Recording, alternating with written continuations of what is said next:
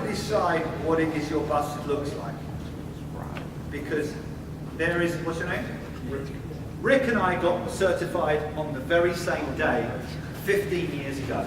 Although Rick's a lot younger than me. I came to it later in life. Right? Okay? Alright? Don't, just pretend you are alone. Okay? I have a hard life, right? What are the chances when we come back together 15 years later, having been off in various different clubs, doing different things, that we're on the same page after 2 days of training and certification? 0. Right? It's not a fault of the problem, because you're still, we're not saying that Rick's not a great coach, or I'm not a great coach, but we're just speaking two different languages. And that has to be one of the things you have to try and address. We're just talking on this table over here. Just my thing would always be, okay, we're going to do a training once a month, say like first Monday of every month. All the pros are going to come together. We're going to determine what the topic is. How we develop rallying skills for red and orange kids. Right? What drills and skills we're going to do. Everyone must bring at least 2 or 3 ideas. At the end of it, we're all going to agree what it is we're going to do. And we're going to chip away a little bit at a time like that. Oh, and by the way, next training, Rick's leading. Not me as a tennis director. And the one after, the month after, is Jesse's leading. Yeah? So now Jesse's watching Rick's presentation and he's going, yeah, good job, good job, good job. Because he's going, I'm presenting next month. And if I give him a hard time, he's going to give me a hard time in reverse. So in other words, try and make all of your trainings bottom up, not top down. Because I've stood here enough, looking at faces and going, I think they're listening, but I could be singing in Russian right now. Yeah, it may not be going in whatsoever. Yeah, in fact, I was in Russia once, and no one said anything for two and a half days. And then a woman stood up and she went, are you saying da da da da da da, long list of things? And I went, yes. Turned around, spoke to the Russian coaches who were sat there in nice orderly rows, right? And big conversation goes on. She turns back. We agree. You can continue. Look, here's some examples. Like, so this is case study 1. Right? This is a club. They went, okay, you're getting these slides, don't forget, right? Big focus on tactics, smart kids, smart tennis environment. Everything needs to be tennis specific. Athletic training. Kids must play lots of other sports in the club. They're not sending the kids out. They're going, we're going to play basketball next week as part of our training. We're going to play soccer. We're going to do things on a court or on a side court or outside something. Yeah, lots of emphasis on discipline. This is an interesting one. This is actually the stuff we put together for sport time and McEnroe's clubs. The emphasis on discipline in McEnroe's clubs is huge. Honestly, if you dink your racket twice, you're off the court. If you don't pick the balls up, right, you're gone. Right? If you leave a ball at the net, the pro's on your case straight away. It's like, yeah, it's like boot camp. Right, this one, lots of playful learning. Form follows function. Do you know what that means? It means everything technically has to follow something tactically. Lots of differential learning. That means you do opposites. Opposites, lots of good, really good practice for developing things. You want to learn top spin, practice top spin, top spin, top spin, slice, slice, slice. Your brain becomes way more engaged and you learn faster. When you're a little kid, repetition is not the mother of all learning. Believe it or not. Sorry? That's Midtown. That's Butch Staples' club, because that's the way Butch feels about tennis. Yeah? Strong emphasis on technical conformity, teaching through technical progressions. Only low-key festival-style competitions take away the pressure on a lot of the kids as they develop. Yeah? And lots of physical development in their program. That was Lendl's clubs. So you can see each one of these clubs, they're all doing red, orange, green.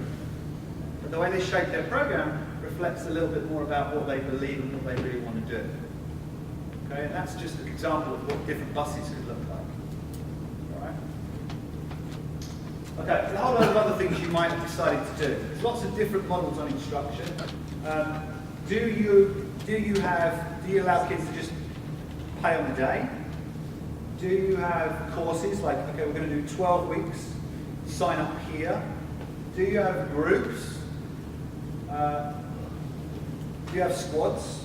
Now, one of the things I try and do is, very quickly in every program, I don't have sign-up sheets that people could just walk up to reception and fill out.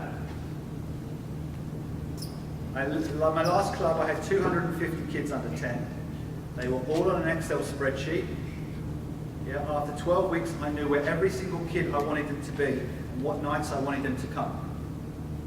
I sent an individualized letter to every single parent saying, please can you bring little Johnny to this group at this time? We've selected him to be in that group with these kids. Now, it seems like a lot of hard work until you realize 12 weeks after that, I don't have to change very much. And now I've got groups that are mostly homogenous, they're the same level of player within the group, and also the kids have been specially chosen to be in a particular group that's exactly right for them. Yeah? So we try and move towards that rather than, here's our red class list, Tuesday, Thursday and Friday, oh hell, I've got that kid in that group, I really don't want him in that group. And sometimes we do it even on personalities, and sometimes we do it on gender. With girls, it's never an odd number, except one. If you have a group of 6, you can have 1 girl and 5 boys, or 2 girls and 4 boys, or 4 girls and 2 boys, or 6 girls. But you never have 3 girls and you never have 5 girls. How do you make sure that doesn't happen? Girls, you know all the male coaches who are going, what the hell is he talking about? All the female coaches who are going, yeah, we totally get that. Spend lunchtime, if you don't know the reason I just said that, spend lunchtime connecting with the female coaches in the room. They know a hell of a lot more than you think they know. And they certainly know a lot more about girls, teaching girls, than they even know that they know. And we still have a problem keeping girls in tent. Okay? Okay, so that's one of the things to think about. Do you select kids and put them in groups? It takes a long time. The first time you did it, it took me 2 days to get those 250 letters out and get all the kids in the right groups. But now I'm delivering a level of customer care. Now I'm delivering a level of service. And when a new kid comes up, what does he get? When a new kid comes to join the program, he gets a little induction. I take him on the call. I find out what level he should be, and I say to him, you can come to this group or this group. I haven't got space for you. Which is what other people are afraid of. But I'll say this to you. If Rafa Nadal comes to your club tomorrow and says, hello, I want to join the program, right? You have not got a place for him. It doesn't matter how good you think you are, you have not got a group that Rafa can regularly train with. Right? So what makes you think you've got a group for everybody else? That 13-year-old beginner boy who's taking individual lessons because he's embarrassed that he's not very good. And when he gets to the right level, then he can go in. You have to do that sometimes. And that's a very good reason. Like, okay, I've got 4 girls. 3 of them I know are going to graduate at Christmas. Ready up to the next group. 1 girl's not. 7 weeks out, I phone up mum and say, little Katie's not going to be going up with her friends unless we get some private lessons in. How many times does mum say, thank you so much for calling? Yes, let's get those private lessons that I really want to keep her with every single time. You can't do that, you've just got a blank sheet of paper.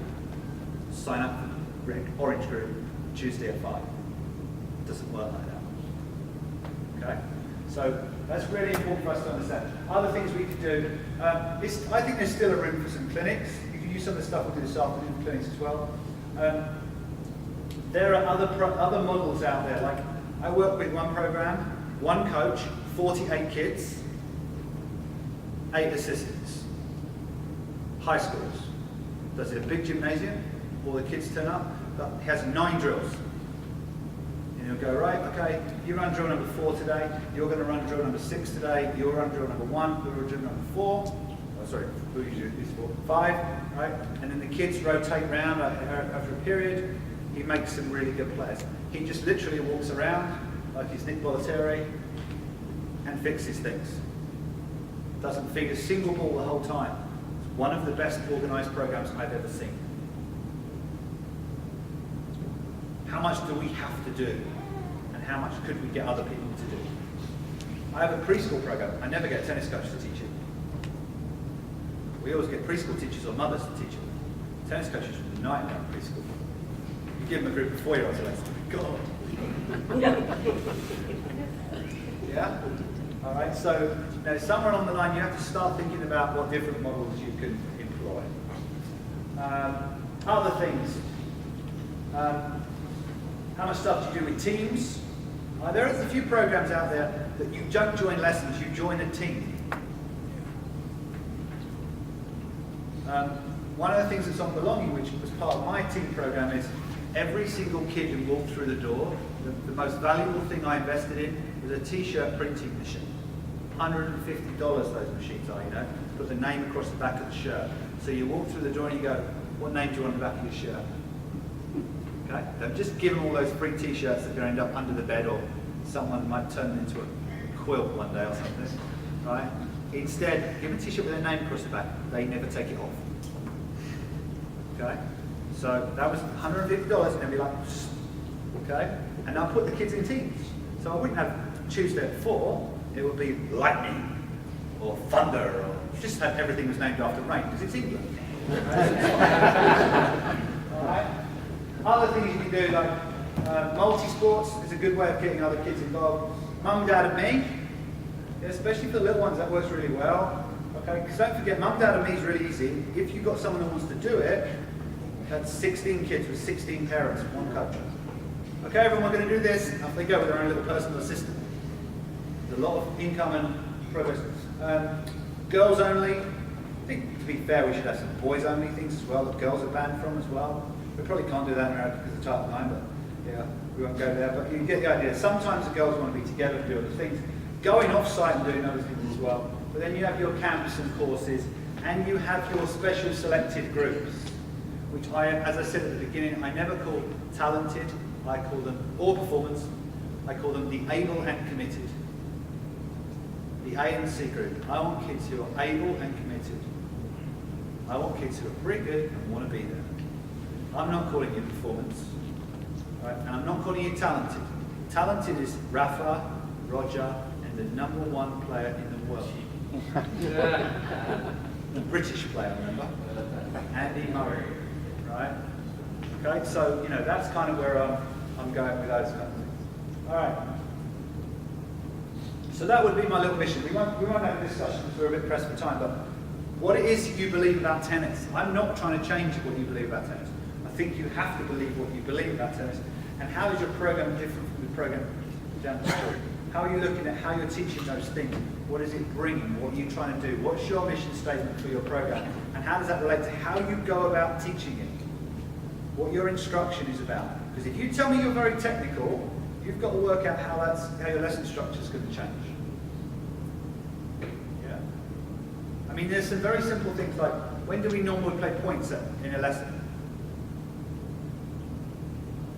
At the end? What if I told you boys focus way better if you go drill, points, drill, points, drill, points, drill, points? If boys understand that the competitive outlet for their drill, they practice way harder. Okay? Girls don't need that. Generally girls are good, feeling competent, increasing their confidence, and then playing the points as a crescendo of the whole thing.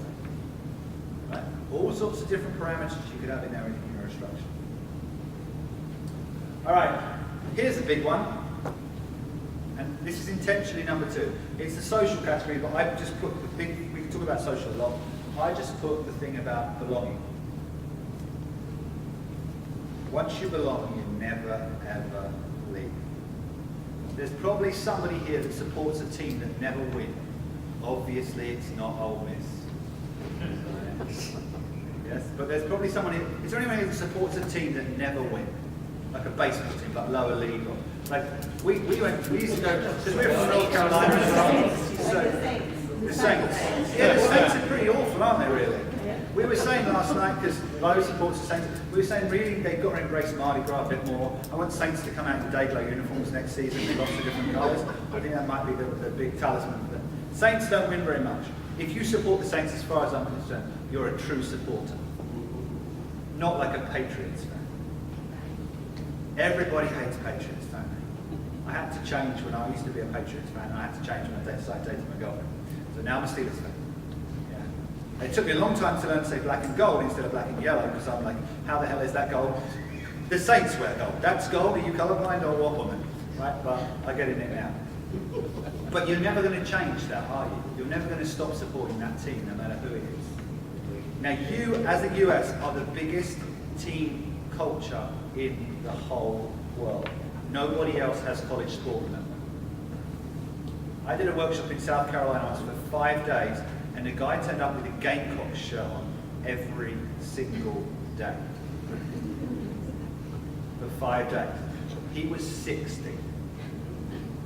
Right? So you have to understand how powerful that is and how we completely neglect it. It's massive, right? Think about like all the different things that can happen. Right? So for example, social media helps people belong. You can create little groups that send messages out that make you, so being part of a secret group is important.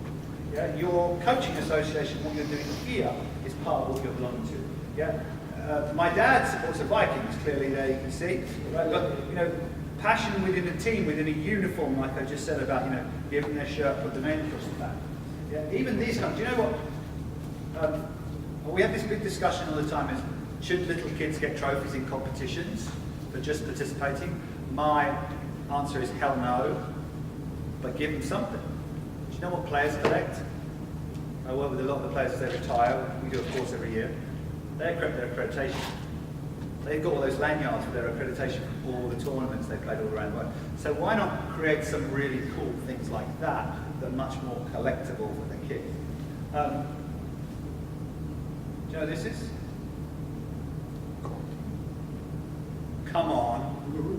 No, it's Joanna Conter. She's a British player that won the tournament this morning. Just added this to the slide. Come on, people, be a bit supportive here, right? But you know, I was tweeting this morning. If you don't take the fact that Joe, if you're not sharing that on your Facebook page, if you're not connecting with all the kids in your program, especially the girls, and telling a British woman just won a tournament, it doesn't happen very often.